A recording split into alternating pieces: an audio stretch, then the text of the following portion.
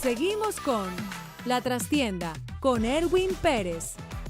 Por Latinísima, aquí hablamos todos.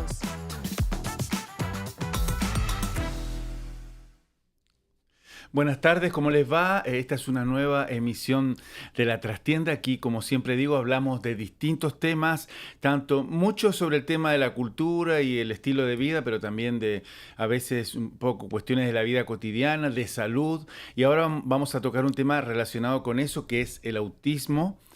Tengo una persona que está de paso por Miami haciendo entrevistas e informando de lo que ella hace.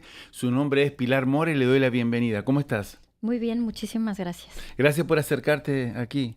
Gracias por esta invitación. ¿Has estado en Univisión en estos días? ¿Vas a ir? Sí, creo que fuimos hoy en la mañana. Ok. ¿Cómo te autodefines tú profesionalmente? ¿Qué haces? Bueno, yo principalmente soy investigadora y docente. Okay. Lo que yo hago es investigar, me apasiona la investigación y me he dedicado también a enseñar lo que he descubierto y que sé que puede ayudarle y darle esperanza a otras familias o a otros niños sobre todo. Ok. ¿Investigadora de qué? Bueno, yo tengo una licenciatura en Contaduría Pública y Finanzas que no ejercí laboralmente nunca en esa área. Uh-huh. Después estudié un bachelor y tengo un máster en Medicina Natural. Tengo también una maestría en Psicología Infantil y un doctorado en Medicina Natural. Y después hice un postdoctorado en cómo afectan las micotoxinas de los alimentos la salud mental infantil. ¿Y por qué diste ese salto de la contabilidad o contaduría, se decía también antes, ¿no? A la salud? Bueno, en realidad yo estudié contabilidad porque en esa época mis papás me convencieron de estudiar algo que sirva y después haz lo que tú quieras. Pero a mí siempre me gustaron mucho los niños y bueno, ya casada fue que empecé a estudiar todo lo demás relacionado con la salud y los niños. Y bueno, yo iba por otra línea. A mí me interesaban mucho temas más relacionados con las matemáticas y cómo el cuerpo humano responde a patrones. Entonces yo estaba haciendo una tesis postdoctoral en otra cosa que no tenía nada que ver. Cuando me dieron el diagnóstico, bueno, a una de mis hijas le dieron el diagnóstico de autismo a los 7 años. Y bueno, ahí fue en donde cambió el rumbo de mi vida. Okay. Tenemos un buen rato para conversar, entonces quería que me contaras un poco de tu vida. ¿De dónde eres tú? Yo soy de la Ciudad de México y bueno, viví allá hasta que me casé. Después me fui a vivir a Oaxaca, estuve en Oaxaca viviendo 7 años más o menos y después viví en McAllen, Texas. Estuve ahí también unos años y ahora regresamos hace como 12 años a México y ahora vivo en Puebla. Ok, y entonces organicemos la información. ¿Cuántos hijos o hijas tienes? Yo tengo 2 hijas y un hijo. ¿Cuántos años tienen todos? Bueno, yo tengo una hija de 23 años, tengo otra hija de 21 y un niño de 17. Bueno, un joven de 17 años. Ok, ¿y la que recibió el diagnóstico de autismo, cuál es la de 21? Fue la segunda. ¿Cómo se llama? ¿No quieres decirlo? Si no, sí, no, ella es la que no quiere. ¿Sabes por qué? Porque no quiere que la ubiquen como la niña que se enfermó y no quiere tener sé de qué me estás hablando. Exactamente. Ok, entonces, no, igual es un detalle. Entonces, ese diagnóstico te hizo volcar tu inteligencia y tu disciplina para estudiar en el tema del autismo. ¿O más de la alimentación, la psicología? ¿Cómo se divide eso? Pues más bien fue así. Un día me llamaron del colegio para decirme, señora, es que su hija va en primero de primaria, pero no sabemos cómo pasó que llegara a primero de primaria. Aparentemente, según la directora, que era una directora nueva, o sea, no la conocía, me decía, es que pues no pone nada de atención, creo que no sabe hablar, no escribe nada en la libreta. Y decía, pero ¿cómo? Si ha venido a este colegio siempre. Entonces me piden un diagnóstico. Y bueno, ahí empezó esta historia. Voy por un diagnóstico, voy con un neurólogo, fue un neurólogo el que la atendió, un neurólogo pediatra, y le da un diagnóstico de déficit de atención de tipo inatento, severo, y la medican. Pues yo hago lo que dicen, a las 2 semanas me vuelven a a llamar porque en esa receta estaba incluido que yo le diera cafeína, porque supuestamente la cafeína ayudaba a poner atención. Okay. Y claro, la niña ahora estaba súper inquieta, me llaman del colegio y me dicen, necesitamos una revisión de este diagnóstico, vuelvo a ir con el neurólogo, cambia el diagnóstico, ahora fue déficit de atención con hiperactividad, cambiaron los medicamentos. Okay. Y la verdad es que yo pensaba, ¿cómo no va a tener hiperactividad si toma antes de ir a la escuela un refresco de cola o tomaba café? Pues claro que esa es la razón. ¿Ya estabas estudiando algo de medicina en esa época? Yo ya estaba haciendo un postdoctorado en esa época, Sí. en otro tema. Y entonces, ahí fue cuando yo empecé a notar que había síntomas que sí parecían algo que no sabía yo qué era, pero para mí era que la niña estaba inquieta, que tenía ansiedad, pero nada más. Me vuelve a llamar la directora y me dice, está peor esto cada día, me pide otra revisión y ahí es cuando me dice el doctor, su hija está dentro del trastorno de espectro de autismo y yo me quedé, ¿qué? No puede ser, si hace 6 meses estaba bien, ya tiene 7 años, esto no puede ser. Entonces, obviamente fui... ¿Nunca habías notado nada? No, distinto? jamás, Okay. nunca. Perdón. Sí, entonces yo me fui a México, busqué otro especialista y me dio el mismo diagnóstico. Y ahí fue cuando dije, no puede ser, ¿qué pasó aquí? Que yo no me consideraba para nada experta en el tema, pero sí sabía lo que era el trastorno de espectro de autismo, porque tenía una maestría en psicología infantil. Y conocía a varios niños con el diagnóstico. Entonces, bueno, yo le hablo al director de la tesis en la universidad y le digo que me tengo que dar de baja porque tengo un problema personal. Y cuando le platico, me dice, no te des de baja, cambia tu investigación. ¿Por qué no investigas qué le está pasando a tu hija? Porque si a ti no te importa tu hija, ¿a quién crees que le va a importar más que a ti? Y eso que me dijo fue lo que me hizo tomar la decisión, que la verdad no fue fácil, porque uno como papá lo último que quiere es ver lo que no quiere ver, ¿no? Y fue así como empecé esa investigación y afortunadamente encontré la causa de lo que a mi hija le estaba generando estos síntomas que parecieran síntomas del espectro de autismo, pero yo siempre lo menciono y soy como muy, muy insistente en que mi hija tenía un diagnóstico equivocado. Ok. ¿Y después cambió ella? Sí. Después de que tú empezaste a intervenir, ¿qué hiciste? Bueno, yo... ¿Le cambiaste la alimentación? Sí, le cambié la alimentación, pero aquí la parte que me parece que es interesante es que se habla mucho del gluten, se habla mucho de los lácteos, de los cereales en general, de los alimentos procesados, pero en este caso mi hija lo que más le gustaba comer eran frutas y verduras. Ella no tomaba leche, ella no comía cereales, entonces toda la documentación en los libros, lo que yo encontraba no coincidía con lo que yo veía que le estaba pasando. Entonces, pues bueno, así investigando, y bueno, hablando también con los papás, yo armé un grupo de control, hice un planteamiento de investigación con una hipótesis y un protocolo, y bueno, los papás que decidieron integrarse al grupo de la investigación, también ellos por su parte estaban tratando de encontrar respuestas, porque habían sido todos niños con diagnósticos tardíos, cuando habían estado todos bien, entonces era una cosa muy rara. Digamos que usualmente se habla de que los diagnósticos se dan entre los 2 y 3 años, más o menos, ¿no? Así es. Pero y en ellos, este caso eran un poco pues después. ya tenían, uno tenía 10 años, otro tenía 12, mi hija tenía 7. Sigo sin entender qué es lo que encontraste y qué hiciste para que eso cambiara. Bueno, nosotros platicando con ellos, hubo una mamá que me comentó sobre una neuróloga rusa que había publicado un libro, que es el libro del intestino y la psicología, es la doctora Natasha Campbell McBride. Yo tuve oportunidad de contactarla, incluso tomé un curso con ella, fui a Nueva York, ella dio un curso en Nueva York, fui allá y hablando con ella me decía, a mi hijo le pasó algo parecido, pero no encontrábamos exactamente cuál era la línea como común. Y después un papá de otro chiquito que era agrónomo fue el que me dijo, oye Pilar, ¿no será algo que está en los alimentos? Porque curiosamente este grupo de niños solamente quería comer fresas, mangos, plátanos, tomate rojo, cebolla blanca, pero nada más, o sea, solamente esos alimentos. Y si bien los niños en el espectro son muy quisquillosos para comer, la mayoría, lo que quieren es alimentos empanizados, crocantes, crujientes, que no era el caso para nada en este grupo. Entonces fue así. ¿A todos les pasaba lo mismo que a ti? Sí, Okay. era ¿Y cómo un los común ubicaste? denominador. ¿Cómo los contactaste? Porque yo empecé a preguntar. Ok.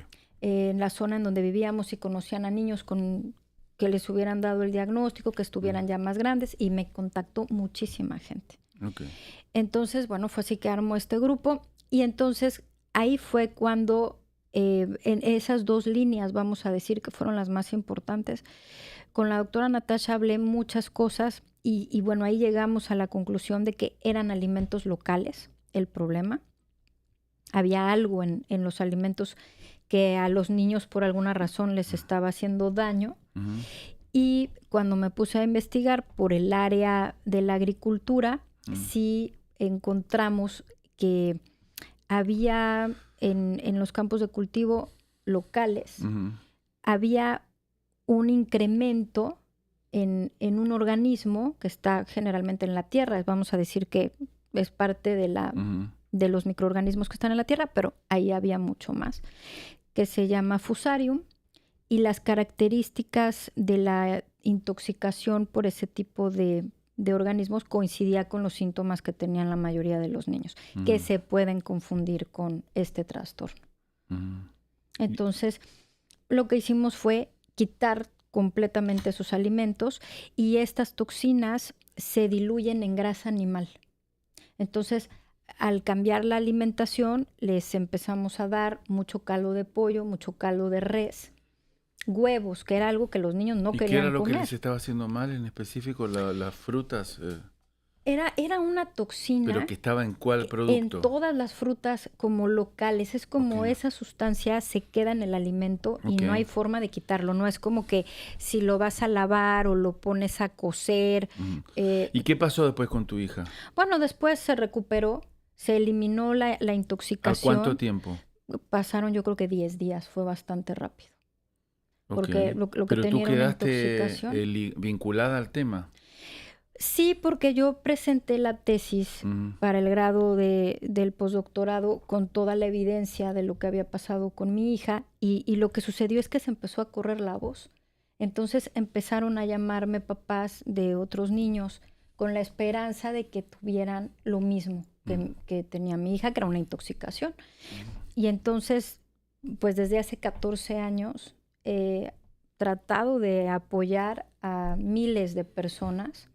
Muchas sí están intoxicadas, en otros casos no. Las causas son diferentes y desafortunadamente no, pues mejoran, pero vamos a decir, no hay una reversión al 100% del trastorno.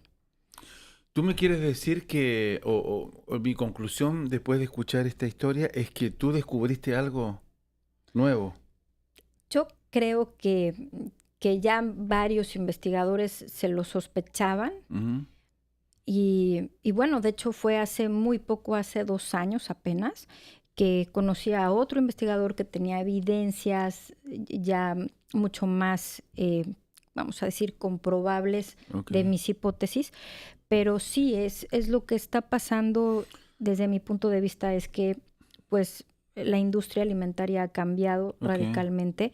Sí estamos intoxicados, tenemos falta de nutrientes, y además hay otra variable de la que se habla muy poco, que es que entre más intoxicados estemos, más parásitos nos van a habitar, porque una función del organismo parasitario es contener toxinas. Entonces aquí había 3 variables que eran falta de nutrientes esenciales para el funcionamiento del sistema nervioso, falta de consumo de grasa animal, que es muy importante también para el sistema nervioso y el funcionamiento cerebral. Había una intoxicación con una sustancia que irrita el sistema neurológico, y había una infección parasitaria que a su vez hoy se sabe que hay organismos parasitarios que pueden afectar la conducta humana. Entonces esas 3, era la tormenta perfecta. Ok. ¿Y se te reconoce públicamente o en el mundo de la medicina o en el mundo del autismo por este tema? Pues vamos a decir que no me he dado a la tarea en particular de buscar un reconocimiento, Mm, porque a, a mí, o sea, yo he evolucionado en este tema porque hay personas que sus hijos se recuperan y entonces me recomiendan y recomiendan la metodología. ok.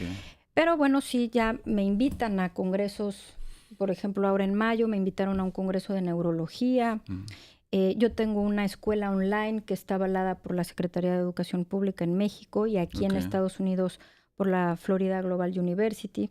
Y entonces, más que nada, lo que yo me he enfocado es a compartir lo que a mí me funcionó, a estructurarlo, Ujú. darle un formato académico para que los papás o las personas que estén interesadas lo puedan replicar. O sea, estamos hablando algo muy serio, ¿no? Y hay uno de los grandes misterios de la vida moderna es el tema del autismo y el origen. Y entonces Pilar nos está diciendo que un grupo de casos, no sé con cuánto número de gente, ha sido por el tema de la alimentación. Lo estoy diciendo de la manera más sencilla posible. ¿Y cuál es tu teoría respecto a, ya que llevas casi 15 años estudiando y poniendo tu esfuerzo y tu talento en esto? Porque por eso se habla de espectro, ¿no? Porque hay una variedad muy Sí, grande en autismo, no todos son los casos como los de tu hija. no. Entonces, hay otros casos que se descubren más tarde, más temprano. Muchos son alrededor de los 2 o 3 años que se empieza a ver una diferencia en el comportamiento del niño. ¿Cuál es tu teoría respecto a esos casos? ¿Qué crees que causa eso? Sí, pues la verdad es que yo creo que ya son bebés que nacen débiles por esta razón. ¿Por qué hay bebés de año y medio que los vacunan y no desarrollan autismo? Hay muchísimos bebés. Hay muchos papás que piensan con razón Mm, que la vacuna de los 18 meses tiene que ver, pero tengo que decir que he atendido casos de niños que nunca fueron vacunados y desarrollan el trastorno. mm. Entonces, ahí tendríamos que cuestionarnos entonces qué está pasando. Pero ¿cuál es tu teoría Pues yo, extraoficial? sí, bueno, mi teoría extraoficial es que la realidad es que la mamá que va a tener un bebé o que planea embarazarse, Mm, si esa mamá está muy intoxicada, ha comido muy mal, fuma, toma alcohol, se ha drogado, ¿qué sucede? Ese bebé, y sobre todo se habla de que esa es la razón de por qué el primer bebé es más común perderlo. Los bebés funcionan como una esponja y absorben toda la toxicidad de la mamá. Hay bebés que son muy fuertes y lo resisten, hay bebés que no, entonces fallecen y por eso se pierde el primer bebé. Pero, ¿qué pasa cuando los bebés resisten, pero ya desde la gestación están intoxicados porque están absorbiendo las toxinas de la mamá, están parasitados porque hay organismos parasitarios que pueden cruzar la barrera placentaria y están desnutridos? Porque al menos, por ejemplo, en México hay esta idea de que cuando estás embarazada comas todo lo que se te antoja y entonces las señoras toman cerveza, No, pero eso lo del alcohol no lo he escuchado. bueno, no, En allá sí. México lo hacen. Ah, sí, en México sí, porque hablan de que la cerveza te va a dar más leche, vas a producir más leche. Y entonces toman cerveza y comen lo que se les antoja, porque como no importa si engordan, porque de todas maneras van a engordar. Igual Ahí quiero hay ir más a algo. lo humano, porque, bueno, igual me late que la conclusión para ti, también lo he escuchado en otras personas, es que hay una relación con la alimentación, ¿no? Por eso que dice, ahí ya me meto en un tema, pero es como el intestino está conectado Sí, con el cerebro. sí, definitivamente sí. Mm, ¿Por qué razón? Porque ahora se sabe dos cosas mm, importantes. Hay un sistema nervioso que se llama sistema nervioso entérico.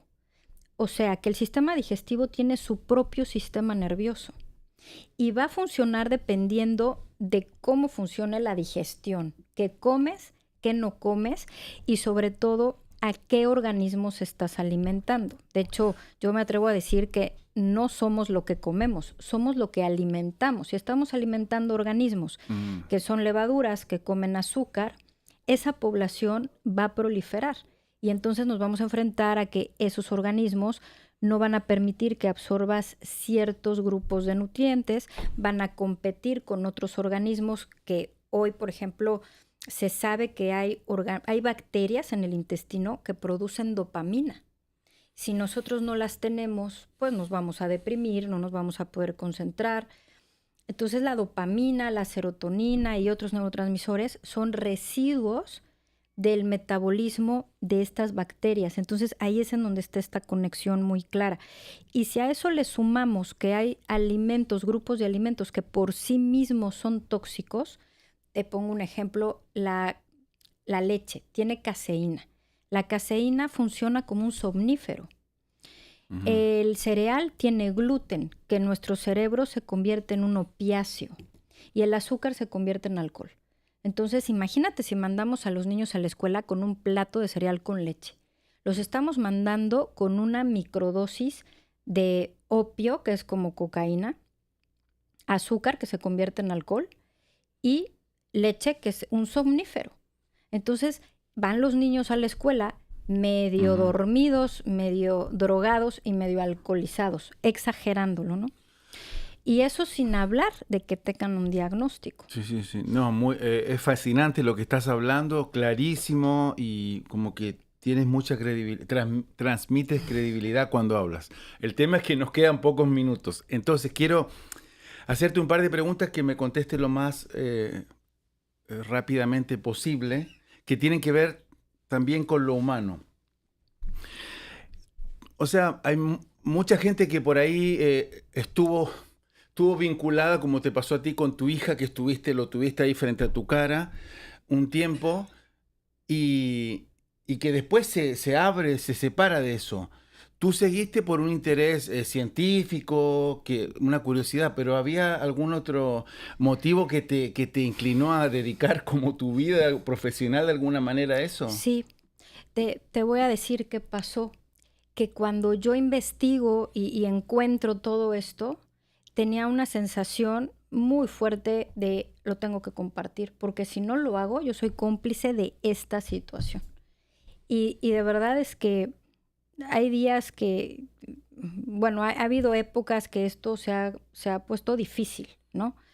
Pero yo me siento responsable si no lo comparto. Es como, sería muy egoísta de mi parte que como yo resolví mi problema, pues todos los demás niños, no, la verdad no puedo. O sea, no puedo no compartirlo. Por eso estoy aquí hoy. Sí, excelente respuesta, y engancha con la segunda pregunta, que cómo tú con esa tranquilidad, esa elegancia, esa fineza, esa delicadeza, te puedes mover, aparte dando como una teoría fuerte, ¿no? Respecto a esto del autismo, que hay yo siento que hay tanta, y lógicamente, no lo digo subestimando, pero tanta alteración y tanta desorganización respecto al mundo del autismo. Mucha gente, hay muchos casos distintos, muchos padres opinando, todo el mundo está hipersensible. ¿Cómo tú logras mantener la calma? La calma, que tiene un poco con me lo diste a entender recién, pero ¿cómo haces? Porque, bueno, llevo muchos años trabajando esto, pero además porque yo sé lo que se siente que te digan tu hijo es autista o está dentro del trastorno. Como papá, de verdad es que tú no quieres oír que tu hijo tiene nada. Y cómo haces tú para mantenerte tu centro? Pues, bueno, porque mi hija se recuperó al 100%, okay. O sea, yo eso le di la vuelta. Y trabajo con muchos papás de niños en el espectro, que yo lo que les digo es, a ver, puedes no hacer nada y no va a cambiar nada. Puedes intentarlo. No va a ser fácil, porque todos queremos la pastilla mágica y lo rápido. Pero debe haber gente que te enfrenta, eso es lo que te quiero preguntar. ¿Sí? Que se altera o que te ataca.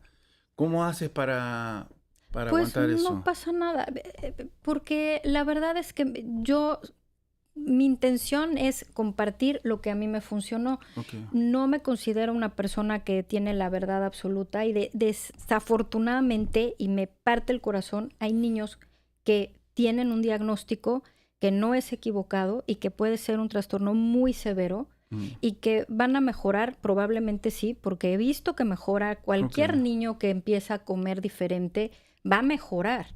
Ahora, que se va a revertir el daño en un 100%, eso solamente Dios es el que lo va a decir. Pero tú, la conclusión, después de charlar esta media horita contigo, es que tu teoría es que la alimentación, diciéndolo muy a grosso modo, la alimentación tiene que ver con... Tiene mucho que ver, es la alimentación, desparasitarse de vez en cuando, porque a veces los niños tienen muchos parásitos. Yo he tenido Pero casos... eso tiene que ver con la alimentación, tiene los parásitos. Mucho que ver, sí. Por eso, entonces el centro, sí, hay que poner la lupa ahí. Sí. Bueno, yo he escuchado otras teorías, como lo dije, o sea, no eres la primera persona que habla de esto, así que quizá algo debe haber sobre esto, o mucho.